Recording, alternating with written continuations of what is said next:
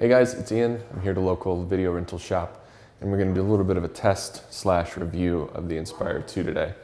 And right off the bat, I want to address sort of an ethics thing. DJI has sent me this Inspire 2 to test, but they're not paying me. I'm not getting anything for free or anything like that. I just have used in my professional work a lot of different DJI devices. I really like them, and they asked me to do a review of the Inspire 2. No review is totally unbiased, but please keep in mind, again, I'm not being paid for this or reimbursed or compensated in any way. I'm trying to bring you as unbiased a review as I possibly can. One of the biggest strengths of the Inspire 1 has always been how easy it is to get up and going versus other different rigs, maybe heavy lift rigs, where it takes a lot of setup time between unpacking it from the car or vehicle, wherever, getting on site, getting built, and getting ready for a director or producer to say, when can we shoot? The Inspire 1 has always had an advantage over other various platforms in this area, but there still are definitely ways that it could be improved even further, and thankfully the Inspire 2 steps up to the plate and takes care of a lot of those. As far as the time it takes from showing up on site and getting ready, it's super quick. All I've done here is go ahead and get everything out of the box like you would when you arrive on a job site, and I'm going to walk you through how quickly you can go from taking everything out of the box to being up and ready to go. So basically, first of all, we're going to put the batteries in. They click into place nicely. Now you don't need your controller anymore to get out of the transport mode. Just click 6 times. It's going to turn on. Now it's ready to go. Now I'm going to go ahead and turn it off, although I'm told you can hot swap the camera. I don't really like to do that. Now, all we do is line up the little dot on the camera to the gimbal, twist and lock. Camera's on. All that's left now really is the props. Sometimes these are a little sticky, but it's usually just as easy as popping it on and locking it. Sometimes these stiffer carbon fiber props don't go on quite as easily, but there we go. Super quick, super easy. Getting it out of transport mode without having to use a controller is a really nice feature. The gimbal goes on very quickly. You can almost do it with one hand, and the props go on very quickly, and even though it's quick and simple, just twist lock, it definitely it instills a sense of confidence. These locks feel very sturdy. Doesn't feel like there's any chance of them slipping, so you can be up and running very, very quickly. And I think this continues sort of the legacy of the Inspire 1's ability to be up and going very quickly. There's a lot of jobs I go on where a producer or a director might say, hey, how quick can we be up and going? Now, obviously from a safety standpoint, you never want to rush yourself, but you do want to feel like you can be up and going quickly. You never want people on a production waiting around on you for excessive periods of time. So with the Inspire 2, very, very quick. You can go to a location, hop out of the car, throw everything, and be ready to go in a minute or 2 minutes, which is just really great. I really like the overall aesthetic look of the Inspire 2.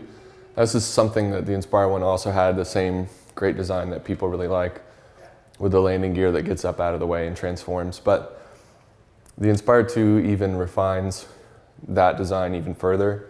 I'm a big fan of the gray look of the magnesium aluminum canopy, the woven carbon fiber boom arms, and just some of the other little refinements and whatnot. I really like that on the Inspire there's never any wires hanging down. Nothing ever looks like a DIY solution. It's an integrated, all-in-one solution that just looks very sleek and ready to go. One thing that you get a lot of times with DIY copters and some other solutions is kind of maybe wires hanging around or things plugged in, or it just doesn't necessarily look nearly as polished.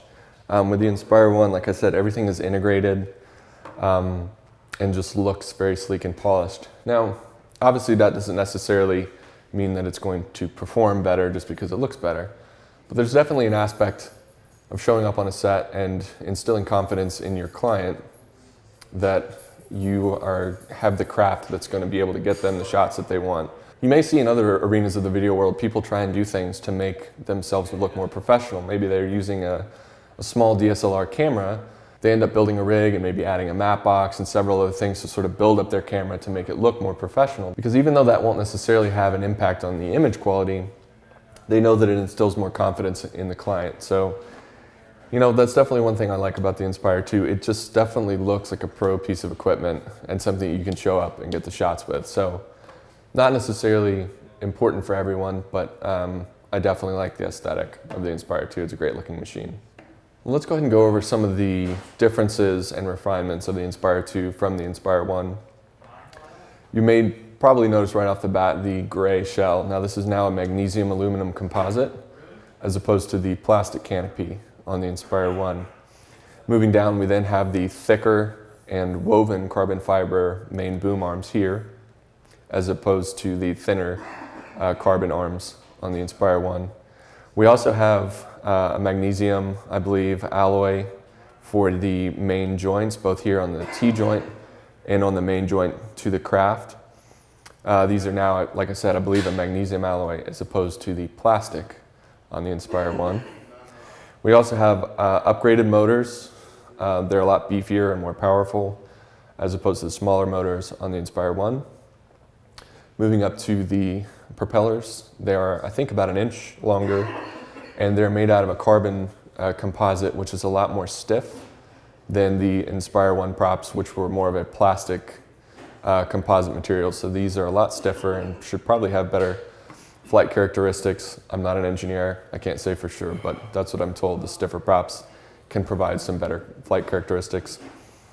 We have the refined locking mechanism. It's very similar to the version 3 of the Inspire 1's quick release prop adapter, but it feels even more refined at this point. The landing gear no longer need the extensions at the bottom. It's all one piece, and it's based on, I believe, a more kind of rubber damping system as opposed to the sort of piston style damping system on the Inspire 1.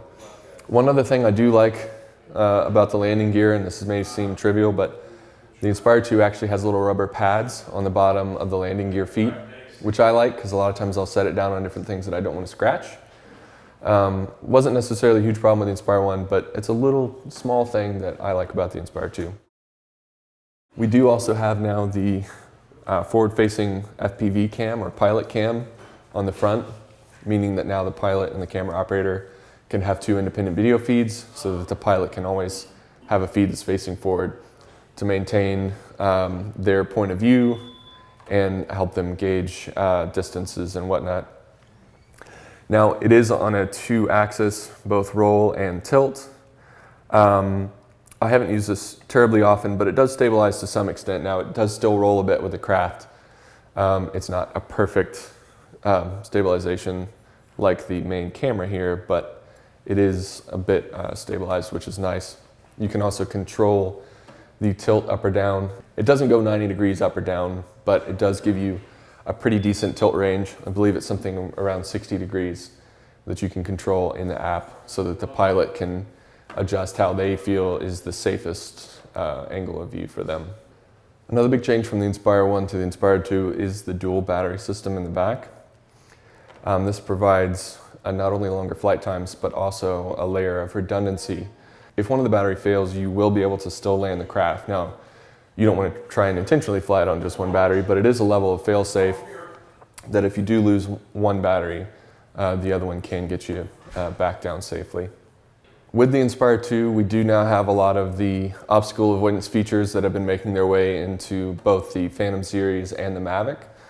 We had the forward-facing obstacle avoidance here, mounted on the gimbal anti-vibration mount. Now that is a fairly long-range system of forward obstacle avoidance. There are also 2 sensors on the back that are upward-facing, providing obstacle collision avoidance. These do not provide nearly the same distance. It's more, I believe, about 3 meters, so about 10 feet or so. But it is nice if you're flying in a more enclosed environment, like maybe under trees or something like that. The obstacle avoidance, especially on something like return to home, is going to keep you from hitting things that are above you. Another big change is the new gimbal, the X5S, and also the X4S. But in the previous generation of Micro Four Thirds camera for the Inspire 1, you would have noticed that the Inspire 1 with the X5R has this processing unit for the camera attached right above the gimbal. That has now changed on the Inspire 2. All the processing is done in the camera itself. So you'll notice that there's no SSD or brain sticking out right above the gimbal. It's just a nice, sleek gimbal attachment straight into the main brains of the machine, and then the SSD slides into the back of the craft. I think it's a little more sleek, a little more refined. Some people are upset that the interchangeable cameras from the previous generation don't work with the newer Inspire 2, and I understand that frustration. However, with the new improvements of image quality and resolution and different things that you can choose with the Inspire 2, I'm glad that they sort of started and built a new system from the ground up instead of trying to force the new system to work within the old system. For me personally, I'd rather pay a little bit more for the newer system and reap the benefits of having something built brand new from the ground up than to try to continue to use an older system. I think the feature set for the price will quickly pay for itself with something like the Inspire 2. And I think for people that do a lot of professional work, it's going to pay for itself very quickly. Speaking of the new gimbal, one of the things I'm going to touch on real quick is the fact that I really like the new design of the gimbal connector, the quick release up into the mount. It's now made out of a machined aluminum connector joint. It feels a lot more solid and robust than the previous Inspire 1 connector. The sort of ribbon connection and whatnot on the top of the gimbal for the X5R always felt a little bit janky to me. I felt like it never was seated quite perfectly into the quick release joint. I have a lot more confidence in the ability of this connector to make a good solid connection in that quick release joint. It just definitely feels a lot more robust and like it's something that's less likely to fail. To me personally, that's a big improvement. I think some of the dropout issues every now and then that I had and some others had to do with the fact that that previous quick release connection wasn't quite a perfect solution. And not to say that this is a perfect solution either, but it definitely feels like a significant step up and something that's going to instill more confidence in me that both the camera and the wireless feed are going to work more smoothly. Speaking of the camera, there are a number of noticeable improvements made over the previous generation, the X5R. Probably most notably is the fact that you can now get 5.2K sensor resolution. That's available both in Cinema DNG, but also now one of the new things with the Inspire 2 is the ability to shoot in ProRes. Being able to shoot in ProRes is really a huge benefit for people that work professionally. The previous options were either to use the H.264 files stored on the SD card or the RAW files stored on the SSD. Those are sort of two extremes. H.264 is very highly compressed and doesn't work as a deliverable for a lot of professional applications. However, RAW is at the other end of the spectrum. RAW takes up a very massive amount of space and isn't always required on every project. The nice thing is with the Inspire 2, we have the happy medium now of being able to shoot in ProRes. ProRes is a very robust codec. It's not nearly as compressed as H.264. You're able to retain a lot more image quality with a at least 422 10-bit codec, which is great, but it's not nearly as cumbersome or as file intensive and space intensive as the RAWs. So we have that happy medium now. As opposed to the X5R, we only had H.264 and RAW. We now have H.264, RAW, or ProRes as options.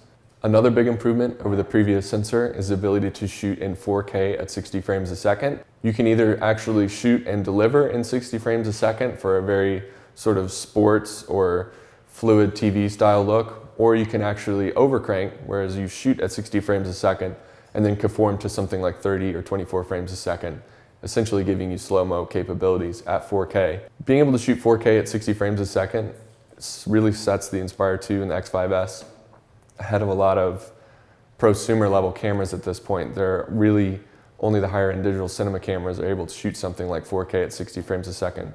So it's really quite impressive that DJI was able to put it into an aerial package at this price point and this size.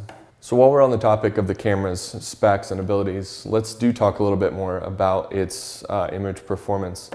So right off the bat, of course, we do have the 5.2K sensor. And it really is pretty incredible how much DJI has been able to squeeze quality out of this sensor. I did some comparison tests on this resolution chart here, compared it against the X5R, also the new X4S, and the P4 Pro. The 5.2K sensor of the X5S performed really incredibly well. The resolving power, even with the stock lens like the DJI 15mm lens, really was quite good. I was impressed. The stock 15mm lens that comes with the X5S does have a decent bit of distortion, but even when corrected for, the resolution still holds up quite well. Very much like the X5R, the X5S also has really good dynamic range. It's pretty incredible for a camera and a craft this size to have dynamic range of above 12 stops. I'd say the X5S has about 12 and a half usable stops of dynamic range, which really sets it very close to higher end digital cinema cameras. To be able to get a higher dynamic range than that, you're really going to see a dramatic leap to much more expensive camera systems, like for example the Red or an Arri. There are some slightly less expensive cameras with high dynamic range, for example Blackmagic cameras, but even still, size-wise and price point for a camera with this dynamic range, this resolution, and these frame rate options is really pretty incredible. And then you consider the fact that you're flying it around in the air and able to control it from a long distance. It really is pretty amazing.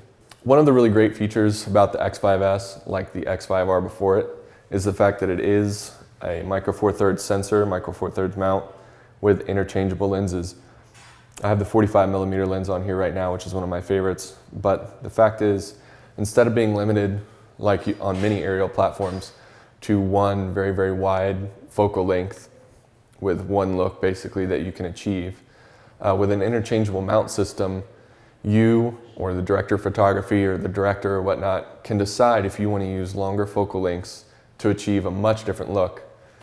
You're no longer tied to simply the very, very wide angle, everything in focus, a very, very deep depth of field look. You can now put on a lens like the 45mm Zuiko lens, open the aperture up quite a bit, and be able to achieve shots with shallower depth of field and a much narrower focal length and field of view that really make both a more unique shot and in many ways a more professional looking shot. One of the big upgrades for me personally of the Inspire 2 over the Inspire 1 is the fact that a lens like the 45mm, which in the equivalent field of view of a 35mm camera would be about almost 90mm. So we're talking about a fairly long telephoto focal length. Is the fact that the Inspire 2 can do this very, very stably. The Inspire 1 with the X5R worked well in some applications, usually with very, very low wind, very, very smooth input from the operator or the camera operator. The Inspire 2 has refined this even more. The gimbal is very, very stable. I was out flying it yesterday in a little bit of wind, flying it at fairly high speeds, and the 45mm lens was just rock solid. It really is incredible. For anyone that's been flying these for any length of time, you know the longer focal length you put on, the more likely you are to get micro shake and jello and all that kind of stuff in your footage. I think one of the biggest advantages of an all integrated platform like the Inspire 2 is the fact that they really have refined the gimbal and the overall system and the tuning to where you can use a lens like the 45mm and get consistently usable shots. It really is an incredible trick to have in your bag, and to me it really ups the value of the Inspire 2 by a long shot. Let's talk a little bit about 5.2K resolution and what that necessarily means. Do you need 5.2K resolution? That's not really a standard broadcast format. There are several things about being able to shoot in 5.2K as your capture format though that can really benefit you in your delivery format. One is the ability to reframe your shot a little bit, or let's say your camera operator bobbled the shot just a little bit. You can then run software stabilization algorithms to even further enhance the stability of your shot, or to reframe your shot a little bit as needed if you didn't quite frame it up the way you wanted to in camera. The other big advantage of being able to shoot in 5.2K is the fact that essentially all camera systems like this that use a CMOS sensor have what's called a Bayer filter. A Bayer filter on the CMOS sensor means that not every pixel can individually detect red, green, or blue. There's actually what essentially looks like a checkerboard filter over the sensor where each pixel is able to detect either red, green, or blue. How the camera then interprets this checkerboard of red, green, and blue pixels is called debayering. The issue with debayering is that, like I mentioned, not every pixel is able to individually detect red, green, or blue. So different debayering algorithms are actually guessing the actual value of neighboring pixels based on different algorithms.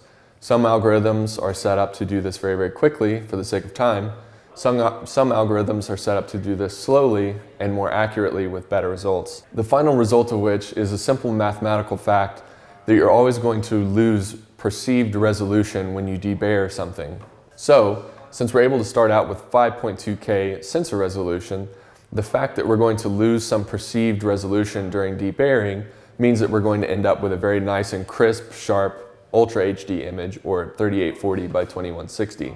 One of the nice things is this also applies if you're to shoot straight to 3840 by 2160 in ProRes, say for example, when shooting in something like 3840 by 2160 in ProRes on this 5.2K sensor, the X5S will actually make use of the full field of view and full image sensor resolution of the sensor, and then downsample from that to your 3840 by 2160 field of view. What this means is, again, you're getting a crisper 3840 by 2160 image than if you were to use a 3840 by 2160 exact pixel image sensor, because again, you're losing some of that perceived image sharpness as the camera has to do its debayering. The ability of this camera to shoot 4K 60, like I've mentioned, is really great. There aren't a whole lot of camera systems that can actually do this right now anywhere close to this price point. And for me, it's gonna allow me to do slow motion, high resolution shots that will really up my production value on different shoots. As far as the color science coming out of the sensor on the X5S, I haven't dived too much into that. But Sebastian over at Cinema 5D has done some great work. He's got, I believe, a LUT and some different conversion packs available for the equivalent of something like $20 US. And if you really want to achieve something like, for example, I believe he's tried to match the Arri Alexa as closely as possible.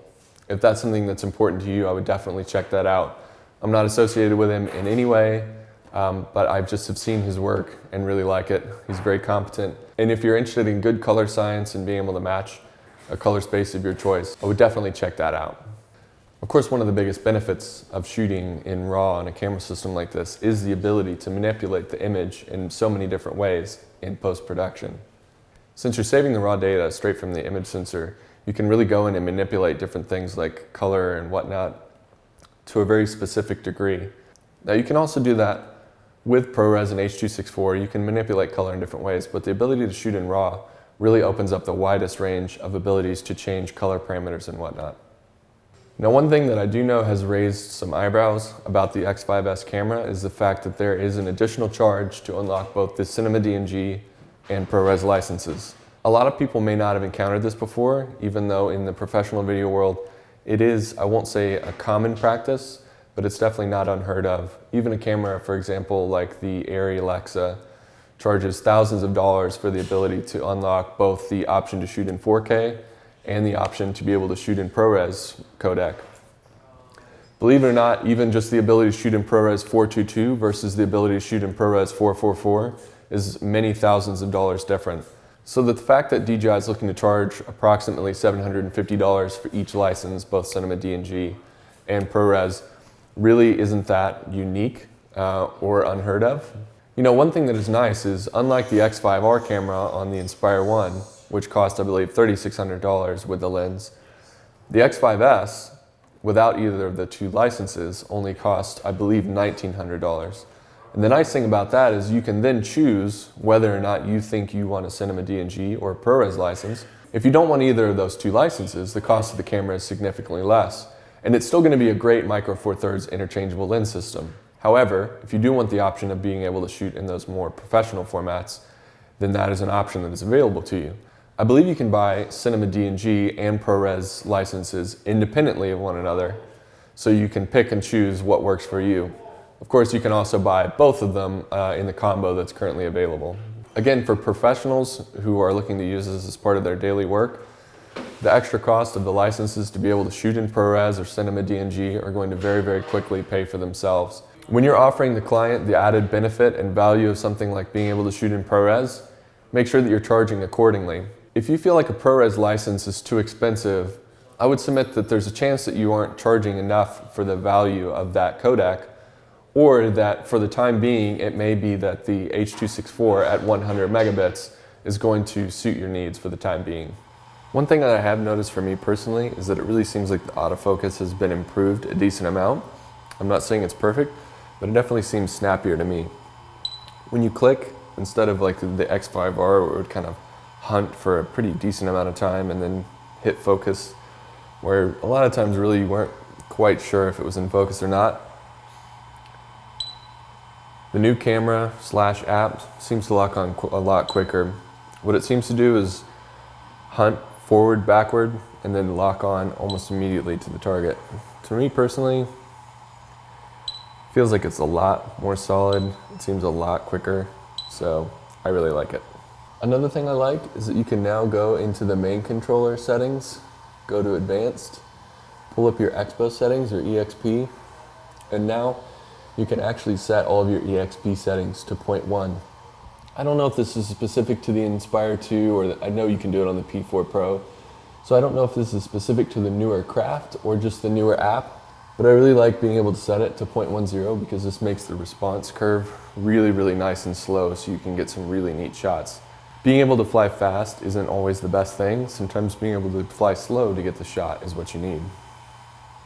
I like the way DJI has implemented the way to change your video settings. In the photo video settings, you can now go in and change your aspect ratio here at the top. You can also change your frame rate depending on what the format that you're in allows for. And then down here, you have the ability to change the options independently on the SSD and the SD card. In my opinion, this is a really nice feature because a lot of times you may want to have the files on the micro SD card not necessarily mirror the exact same format as what you're shooting to the SSD. For example, maybe you want to shoot in Cinema DNG at the full 5.2K resolution, but maybe on the micro SD card, you only want to shoot 1080p proxies. Another example is that maybe you want to shoot in ProRes 422 in 4K on the SSD, but maybe you want to shoot in log or flat color profile. Whereas on the proxies or micro SD, you might want to be able to shoot in a color profile like none so that you can quickly show the client what the scenes are going to look like with the added contrast still there. So really, really nice feature. You can change the settings for the SSD and the micro SD card independently, depending on what your specific needs are. One thing of note is that for ProRes 422, 5K is only an option if you go to the 2.44:1 aspect ratio. Then you'll see that you can choose to shoot in 5280 by 2160. Currently at this point in time, as far as ProRes goes, you can only shoot 5.2K at 2.44:1. Whereas if you shoot Cinema DNG, you can shoot in full 16:9, 5.2K, which is 5280 by 2972. Also great is that we now, as we know, can shoot in 4K at 60 frames a second. Although this is currently limited only to Cinema DNG and the micro SD card formats of H.264 and H.265. Currently, it's not possible to shoot in 4K ProRes at 60 frames a second. One thing you'll notice in the menu here is that it shows full or narrow field of view. This has to do with the way that the image sensor captures the 4K image from the sensor. When it says full FOV, that means field of view. That means that the image sensor is capturing from the full 5.2K resolution and downsampling to 3840 by 2160. Here you can see that the field of view is wider. Now, if we go back in and change to one of these options that shows narrow field of view, you'll notice now that we've cropped in. Probably the primary reason it does this is so that the image sensor readout can be quicker. When capturing at full 5.2K, it's likely the sensor cannot read out fast enough in order to support 60 frames a second. To overcome this, instead the sensor crops in to precisely 3840 by 2160 pixels, effectively cropping in on your image, and is able to read from the sensor faster in order to give you 60 frames per second. One issue that I do still have with the app, and this is true not only for the Inspire 2 but also for the Phantom 4 Pro and possibly other platforms, is that the histogram still does not display correctly. Here we can see that the histogram is showing a full range of values. You have the light side over on the right and the dark side over on the left. This is displaying correctly. However, issue 1 is that the histogram follows the color profile set by the H.264 files, not the files being saved to the SSD. For a lot of professionals, what we want to be able to do is capture a flat profile with the SSD in a format like ProRes or Cinema DNG, and be able to capture a more high contrast or none color profile to the micro SD. What we want to do is be able to expose correctly on the high bitrate, high quality codecs, and aren't nearly as concerned as exposing correctly for the H.264 files. However, as you can see, the histogram always follows whatever color profile is set for the micro SD card and does not follow the color profile set for the higher bitrate codecs like ProRes or Cinema DNG. This is how it also was on the Inspire 1, and I hope this gets fixed because really what is always more important is to be able to expose correctly for the high quality codecs and not the codecs like H.264. Another issue is that when shooting in D-Log, for whatever reason, the highest values on histogram don't go above about 65 IRE. Even For example, even if I take the ISO level up very high, you can see here that the maximum peak doesn't reach the far right-hand side of the image. I don't know if this is just an issue with the histogram or if it's an issue with the way the entire image is being encoded, but it's definitely not correct. The codec needs to make full use of the brightness range, and if it's getting stuck at around 70 IRE, that's not good.